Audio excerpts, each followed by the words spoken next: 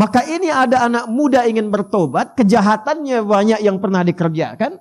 Beliau melihat yang mampu bimbing engkau, itu majlisnya ada di sana. Maka berangkatlah anak itu, di tengah perjalanan, di tengah-tengah lebih sedikit sejengkal saja, sebelum sampai ke tujuan, tiba-tiba datanglah ajalnya, wafat dia. Ini nanti yang menjadikan salah satu kisah ini, turunnya surah keempat. Surah An-Nisa di ayat yang ke-100. Paling kiri sebelah bawah di mushaf. Wa may yuhajir fi sabilillah yajid fil ardi muraghaman katsiran wa was'a. Wa may yakhruj min baitihi. Ya, ini kalimat pentingnya nih. Catat baik-baik. Wa may yakhruj min baitihi muhajiran ila Allah wa rasuli thumma yudrikuhul maut faqad waqa'a ajruhu 'ala Allah.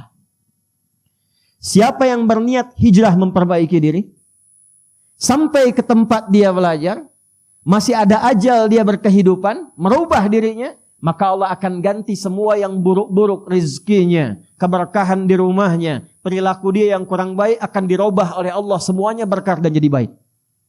Karena itu kalau antum datang ke majelis ilmu, cirinya bukan sekedar bertambah ilmu, tapi ilmu yang antum pelajari merubah antum menjadi lebih baik. Jadi termasuk ahli Quran. Saya dengar di sini sebulan ada khataman Quran.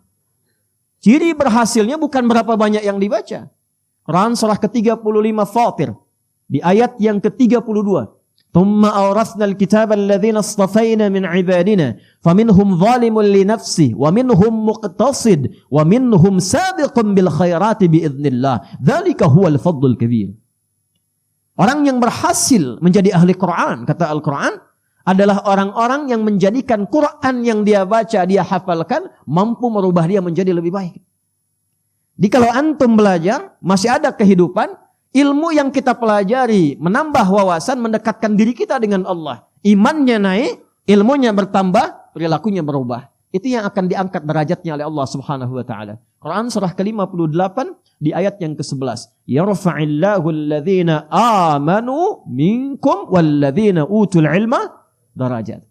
Tapi kalau antum berangkat, niat ingin taubat, niat ingin berubah, niat ingin hijrah, bahkan belum sampai ke majlis, belum sampai ke Masjid Fatimah Muhammad, baru di tengah-tengah perjalanan niat ingin berubah, thumma yudrikhul maut, seperti pemuda tadi tiba-tiba maut datang di tempat, di keadaan yang bahkan tidak dia duga.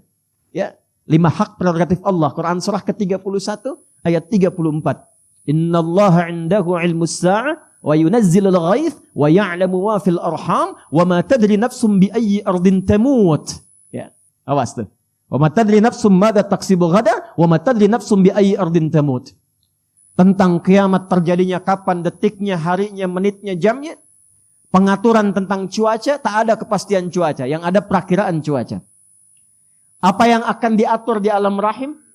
Tentang lahirnya, qadanya, qadarnya, jenis kelaminnya dan sebagainya. Apa yang terjadi kemudian dan kapan dan di mana, serta kita akan kembali pada Allah Subhanahu wa taala.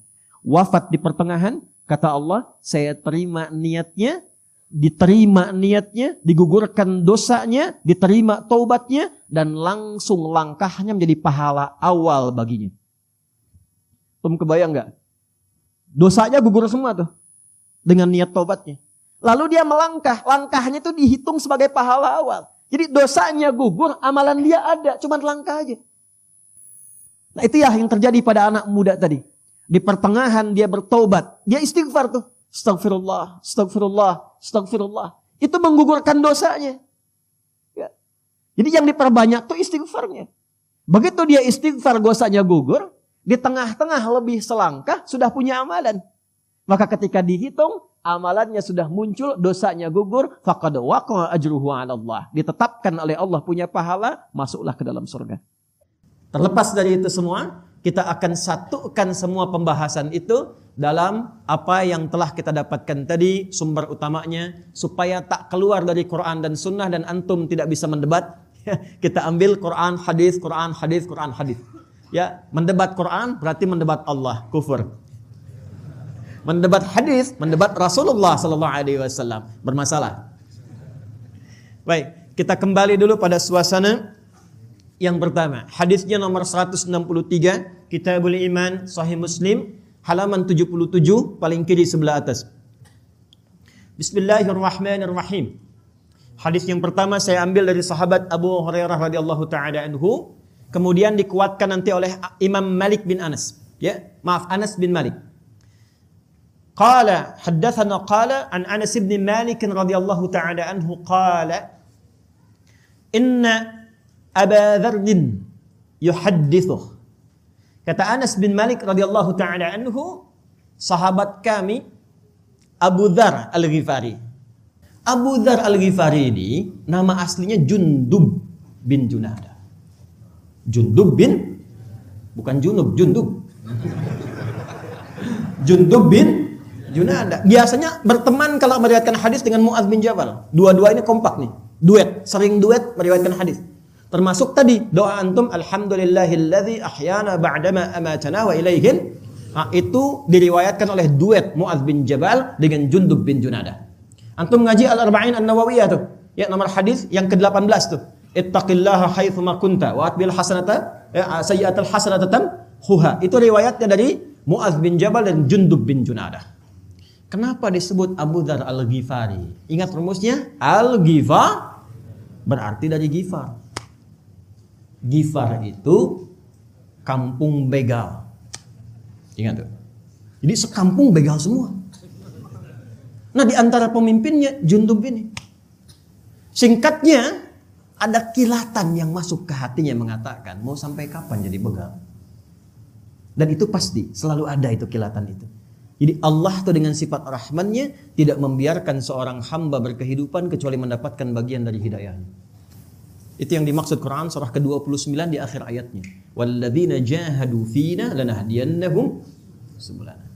Kenal Firaun? Ayo bilang kenal ya. Firaun Firaunnya. Itu ya. Firaunnya. Nanti babnya lain lah ya. Babnya lain lagi. Pokoknya banyak zalimnya tuh, ngaku Tuhan, ya kan? Genosida, macam-macam sekali. Itu tetap oleh Allah diberikan hak yang sama. Dikirimkan langsung dua nabi, Musa dan Harun. Ini menunjukkan setiap hamba akan mendapatkan kesempatan, peluang untuk kembali mengingat Allah Subhanahu wa taala. Jundub ada kilatan. Ini rumusnya. Begitu berpikir kapan akan berakhir. Dapat info ada seorang mengaku nabi di Mekah. Nah, ini fikih nih ya, fikih taubat nih. Jadi kalau antum sedang tergerak ingin bertobat, jangan ditunggu, cepat lakukan. Fikihnya Jundub. Ya, maka apa yang beliau kerjakan? Langsung disambut kilatan hidayah itu, berangkatlah ke Mekah. Pandangan pertama berjumpa dengan Rasulullah sallallahu alaihi wasallam. Melihat wajahnya saja, belum bicara, lihat wajahnya, langsung tersentuh hatinya, kenanya jiwanya. Ini udah rumus nih. Sentuhlah ia tepat di hati, maka ia akan jadi milikmu untuk. Gimana caranya lihat orang langsung kesentuh jiwanya? Baru lihat tuh. Maka nggak tunggu lama beliau bersyahadat. Kata beliau, ya Rasulullah, berikan saya tips pesan singkat. Kata Nabi, pulang dulu, belajar yang betul, baru ingatkan kaum. Atau kama qala Rasulullah SAW. Kata beliau, saya nggak akan pulang sebelum saya mendeklarasikan keislaman saya di sini, depan Ka'bah. Kata Nabi, jangan kau lakukan. Orang-orang belum paham, kau bisa disakiti. Ya, apa jawabnya Jundub bin Junadah? Ya Rasulullah, saya ini membegal terang-terangan. Masa masuk Islam sembunyi-sembunyi? Saya ini membegal terang-terangan, gak enak lah syahadat sembunyi-sembunyi. Maka beliau keluar depan Ka'bah mengatakan, ya ma'syara Quraisyin, ushhidu an la ilaha illallah wa anna Muhammadar Rasulullah. Hei semua orang Quraisy, lihat nih, saya bersaksi nggak ada Tuhan selain Allah dan Muhammad SAW Rasulullah. Kalian mau apa katanya? Pukulin. Jatuh pingsan, begitu akan dihabisi. Ada riwayat menyebutkan ditemukan oleh sahabat Ali bin Abi Thalib radhiyallahu taala anhu. Ada riwayat mengatakan ditemukan oleh paman Nabi Hamzah bin Abdul Muttalib radhiyallahu taala anhu. Begitu kelihatan, oh jangan kalian sakiti lagi, karena ini adalah orang Ghifar. Kalau kemudian dia tewas di sini dan ketahuan suku Ghifar, nggak ada kafilah dagang kita akan lolos lewat situ. Maka sepakat mereka biarkan dia pergi. Pergilah kemudian beliau ini taubatan nasuha, dan jadilah ini fikih preman taubat. Jadi sinetron preman pensiun. Dan jadi bab kurikulum preman jadi ustad. Karena kembali kemudian ke Ghifar, jadi da'i di sana sampai kelak Madinah dihebohkan dengan langkah kaki dag digdug dag digdug dag digdug. Ternyata Jundub bin Junadah membawa hasil pendidikannya, berangkat kemudian ke kota Nabi sallallahu alaihi wasallam, membawa rombongan dari Ghifar sudah pada masuk Islam, bedol desa masuk Islam. Kekuatan satu orang ini. Sahabat Nabi dulu begitu, as-sabiqunal awwalun itu 40 orang. Tapi mereka berpencar kemanapun, membawa magnet keislaman yang kuat. Amr bin As itu cuma jalan sepeninggal Nabi, bawa ekspedisi jalan, gak ngapa-ngapain jalan, ekspedisi. Afrika Utara dijelajahi. Dari Mesir, Libya, Tunisia, Aljazair, Maroko sampai ke Syam. Syria sekarang ada 4 negara, Libanon, Jordania, Palestina, Syria. Insyaallah kita selesai ini kita salat ghaib ya. Untuk yang musibah di Turki dan Syria. Itu semua yang dilewati muslim semua dan maju. Dan kelak Afrika Utara itu yang dilewati akan jadi provinsi negara Islam masa itu. Gubernurnya Musa bin Nusair, kodamnya, panglima kodamnya itu ya. Itu panglimanya namanya Tariq bin Ziyad. Satu kekuatan panglima ini bisa membuka wilayah Iberia, dikenal dengan Andalusia, wilayah Portugal dan Spanyol sekarang ini, dan punya peradaban Islam selama 7 abad ada di situ. Makanya dibukanya Fatah. Inna fatahna laka fatham mubina. Fatah itu apa? Membuka kebaikan. Jadi orang Islam itu dimanapun berada mesti membuka semua nilai kebaikan. Antum ke kantor jadi orang baik, buka semua peluang kebaikan. Yang disiplin antum, yang jujur antum, tidak korupsi, disiplin, paling sabar, tepat waktu, paling bagus hasilnya, buka semua nilai kebaikan. Nanti kalau ditanya bagaimana anda bisa begini, jawab Islamlah yang mengajarkan saya seperti ini. Itulah hidayah. Itulah hidayah. Nah, ketika masuk Islam diviralkanlah tempatnya dari Ghifar, maka dikenal dengan Abu Dzar al-Ghifari. Kenapa yang disebutkan Abu Dzar al-Ghifari-nya bukan nama orangnya, untuk memberikan kesan kepada orang setelahnya. Nih saya nih, dulu saya mantan begal. Sekampung begal semua, tapi Islam merubah saya menjadi orang baik dan dekat dengan Nabi, meneruskan risalah dakwah beliau.